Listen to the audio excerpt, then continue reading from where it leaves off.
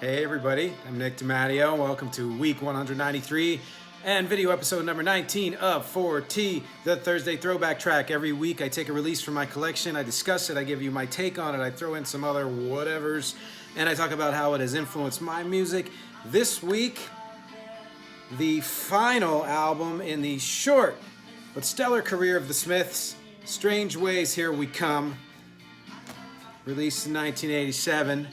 I'm going to blow your mind right now and say something that no one in the history of the world has ever said. Ready? Life is not black and white. Okay, it's not a revelation. That's not new at all, in fact. But there's a reason why we constantly need to hear it over and over, because our brains work in a way that want things to be black and white, to be clearly delineated, to be it's either good or it's bad, it's either happy or it's sad, things like that, because there's a level of comfort, there's a level of surety there, groundedness in a way where we don't have to worry about how to interpret something. But again, big revelation, as we know, the majority of life is in the gray, it's lived in the gray. Does that mean that things aren't happy or sad or good or bad or whatever? No. And some of that might be a judgment call. There may, there may be things that are objectively good or bad. That is more for philosophy podcast than for this one. But the point is, gray is the way. That's just how things are, And if there's one thing that I have repeated over and over about music, about what I like, about the artists I like, is that I prefer artists who defy categorization, such as the big ones, Prince, the Beatles, Bowie. They didn't stick to one genre. They didn't care about genre. They did whatever they wanted. They didn't let any walls or rules dictate to them what they could or couldn't do. They followed their joy, their whims, their muse. In other cases, there were bands who, like the Smiths is a perfect example, they don't so much genre hop. Not really. I mean, they had little flavors of different kinds of music here and there, Latin music and island music and all that stuff. But what they did do was created their own genre, basically, And there aren't that many bands in history who have done that. But I can say definitively that the Smiths were one of them, and that's one of the reasons why I love them so much. And they're easily in my top 20, if maybe top 10, I don't know. There are so many reasons, though, why you should love the Smiths, or why I love the Smiths. Who has a voice like Morrissey? It's crooning and quirky and somewhat snarky and sarcastic, but very, very sincere, and bright but depressive all at once. That was just him from the beginning. And the beginning in this case was, I think, 82. They were around from like 82 to 87 before Morrissey went on to his amazing solo career. I was actually going to think about buying tickets to see him here in Queens, where this podcast is broadcasting from, before shows in general were canceled. So his voice was a huge thing. Johnny Marr, the genius, really the musical genius, I think, behind the Smiths in general. And I always thought it was a shame that they couldn't get along and needed to go in their own direction, because Johnny Marr is someone who is very, very well known among musicians and people who like the Smiths, of course, but even musicians in general, but not that well known outside of those groups. And that is a shame, because when you listen to something like How Soon Is Now, don't even start me on what that guitar did to, revolutionize what came after it, or the choices he made in producing and arranging the songs that supported Morrissey's lyrics, the way he sang, in such a way that added a certain level of credence to everything, and a certain level of kind of sticky groundedness to lyrics that could easily, in some ways, have been laughed off because of how, bleak and dire they are. And that's that's one of the things. Well, I'll get to that in a second. In fact, listen to Johnny Marr's solo stuff. While I'm still on Johnny Marr, you will be pleasantly surprised. He's got a real grit to him still, and the dude's not young anymore. You know who is, but he really you can tell by listening to his solo stuff how much he contributed to the Smiths. When you listen to an album like Louder Than Bombs, the Smith compilation album, which is my favorite, let's be honest, I like it better than any of their individual albums, you will recognize how hooky the Smiths' music is.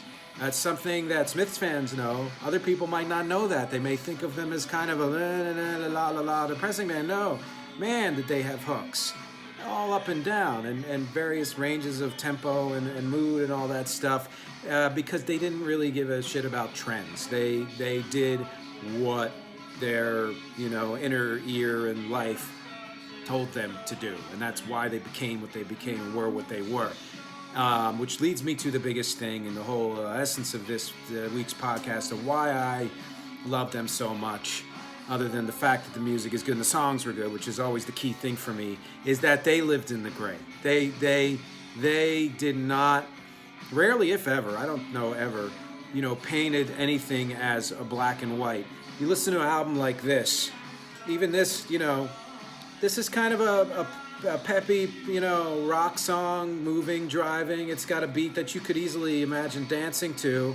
And the lyrics are very tentative. I started something and now I'm not too sure about it. I mean, that's gray. If anything is gray, a combination like that is gray.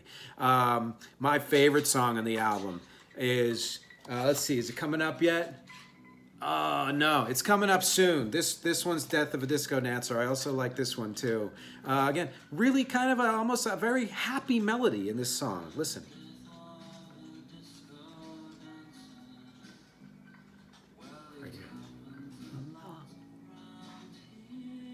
Soars up, very soft, heartwarming. But he's saying, yeah, disco dancer died. If you think peace is a common goal, shows how little you know. That sounds gray to me. But I think like the quintessential song on the album that's gray is the next one, which is Girlfriend in a Coma. It is such a happy, poppy, peppy song, and the entire thing is, my girlfriend's in a coma. Is it serious? Is she gonna pull through? Should I go visit her? I don't know how else to emphasize how wonderfully, beautifully, soaringly gray the Smiths are and were. It's like they were reveling in the muck of life, and I don't mean in a sinister way and let's get happy that life is fucked up. I mean that they were understanding that there's a part of life is almost Buddhist, that you have to embrace every aspect of life. I don't know if they thought that, but that's how I interpret it, because I think that all good music comes from a place of joy. You can pick the angriest music, you pick the blues, you can pick dirge metal, thrash metal, you could pick, gangsta, other kinds of hip-hop that are, aggressive and violent, country songs that are aggressive and violent.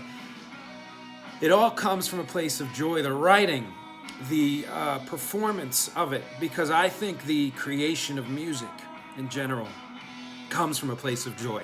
Now, joy, I don't mean happiness. Joy is not happiness. Joy to me is like the pumping blood, the breathing air of life, and so that can be interpreted and judged in many different ways, but it's kind of that life essence, that joy, just feeling things just move through you and work through you.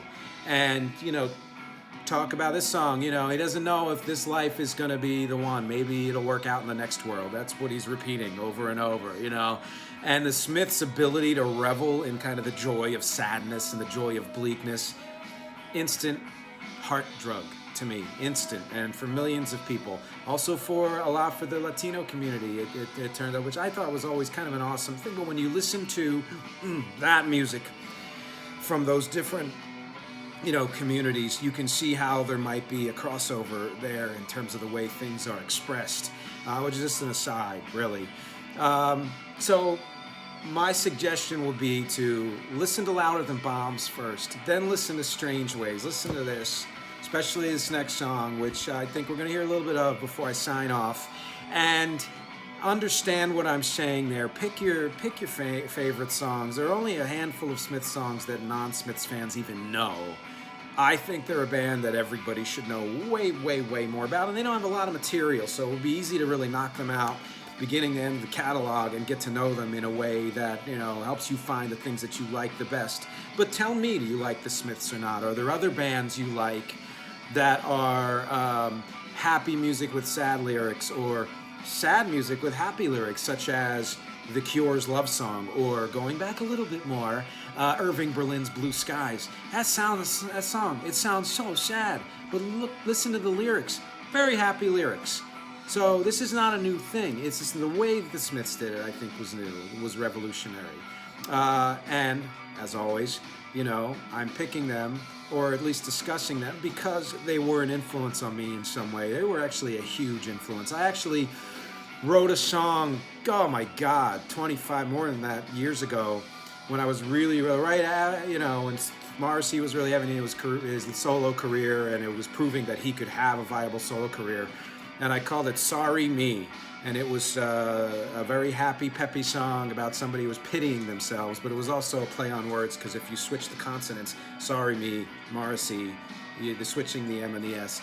I never released it for a reason, but it was fun to play, and it was fun to write and to listen to. As far as other songs of mine that have been influenced by the Smiths, I don't know, 20, 30, 50, you know, there's so many songs that I've written that are, you know, that kind of work in that gray area, that do not stick to, oh, it's a happy song, let's make happy music. There's a sad song, let's make it sad music. Sometimes, you know, like On the Way Down, that's very sad. It's sad all the way around, you know, or Whatever We Have to Do to Wake Up High, that's happy and happy. But in general, I'm back and forth with that. I could list so many, but I'm going to give you a more recent song, Lost Found, that has, you know, kind of an happier sound to it in the way that it's been produced, but the lyrics are not at all happy. By the way, let's listen to this for a second.